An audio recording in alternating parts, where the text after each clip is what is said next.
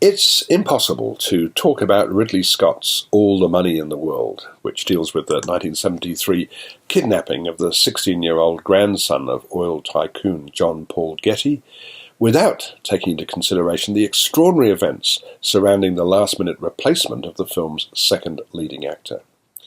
On November the 8th, Scott announced that because of the scandal surrounding the accusations of predatory behaviour directed towards Kevin Spacey, who had recently completed playing the role of Getty, Scott intended to replace the actor with 87-year-old Christopher Plummer, reportedly his original choice for the role anyway, but that the film would still open on December the 22nd with a gala premiere 4 days earlier.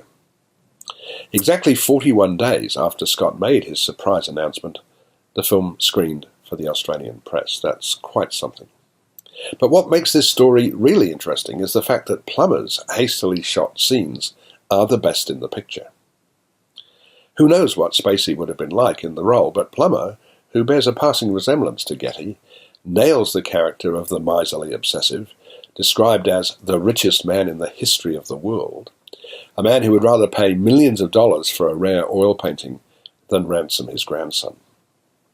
Living in a vast mansion in rural England, surrounded by servants, Getty seems almost uninterested in the fate of his eldest grandson, pointing out that if he paid the $17 million ransom originally demanded, it was likely his other grandchildren might also be kidnapped. Somehow, Ridley Scott, a consummate filmmaker, makes little of this story. A few flashbacks showing how Getty made his fortune in the first place and the disdain he seemed to have for members of his family make little impression, and none of the characters on screen is very sympathetic.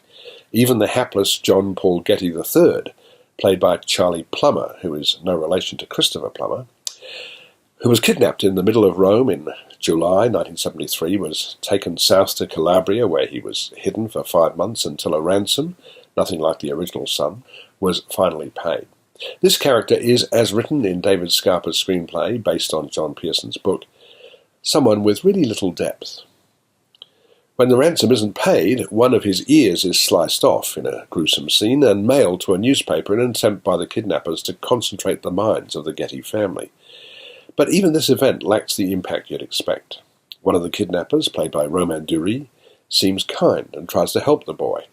The rest are pretty anonymous.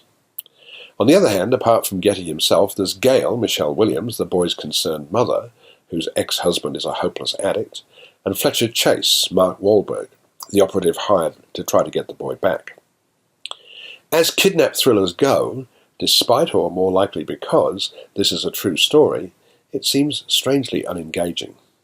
Yet, it's beautifully made, Dariusz Wolski's cinematography is, as usual, very fine, and it's all handled with brisk competence.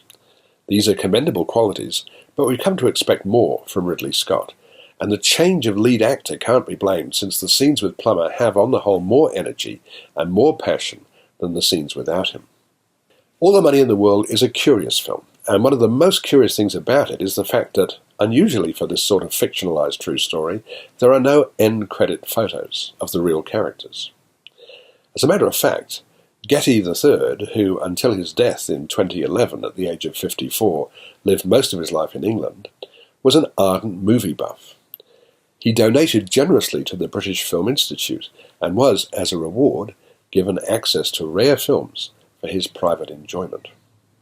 As for Ridley Scott's film, I'm giving it 3 stars.